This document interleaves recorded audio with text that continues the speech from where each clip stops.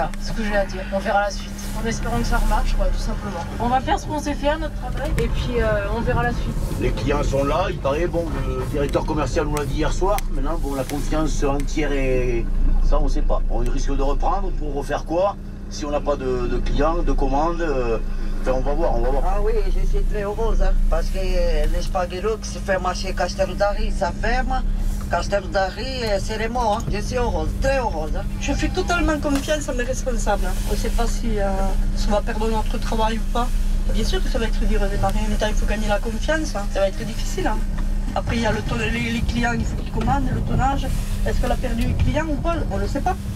En tous les cas, une partie de l'entreprise de Castelnaudary reste fermée, celle où est reçue et entreposée la viande congelée. L'enquête vétérinaire continue. Ses résultats définitifs seront connus vendredi. À droite, l'UMP Brice Hortefeux parle de cafouillage du gouvernement après le feu vert donné à Stanguero 4 jours seulement après la suspension de l'agrément. Et puis au niveau européen, le Horsegate court toujours. À leur tour, des pays jusqu'à présent épargnés sont touchés.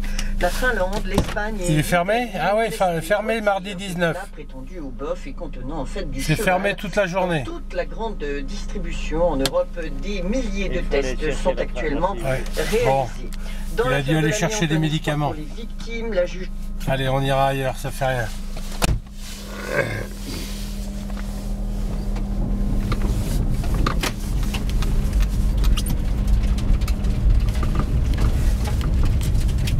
Sa réponse vendredi. En Afrique du Sud, l'affaire Pistorius continue de provoquer une énorme émotion. Elle sera sans doute à son comble aujourd'hui. Avec les obsèques de Riva Steenkamp, la jeune compagne de l'athlète sera enterrée à Port-Elizabeth. Cérémonie dans l'intimité, mais certainement suivie par tout le pays. Pendant ce temps, Oscar Pistorius comparaîtra à nouveau devant le tribunal de Pretoria et ses avocats vont demander sa libération sous caution, Sophie Ripstein. Oscar Pistorius assure ne pas avoir tué sa compagne, mais aujourd'hui devra entendre le détail des éléments d'enquête qui ont été retenus pour l'accuser du meurtre de Riva Steenkamp. L'audience pourrait bien tourner au grand déballage. C'est sa conviction, rapport d'autopsie.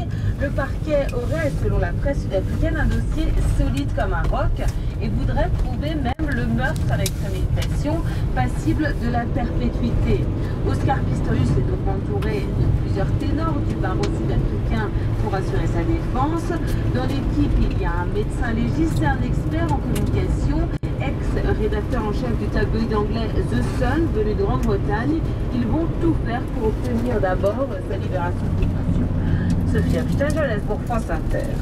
Laurent Gbagbo devant les juges de la Cour pénale internationale de La Haye. L'ancien président de Côte d'Ivoire sera physiquement présent aujourd'hui à l'audience, au cours de laquelle doivent être confirmées les accusations de crimes contre l'humanité. La justice l'accuse en effet d'avoir planifié meurtres et viols, une stratégie de terreur pour rester au pouvoir après l'élection d'Alassane Ouattara en novembre 2010, élection qu'il n'acceptait pas.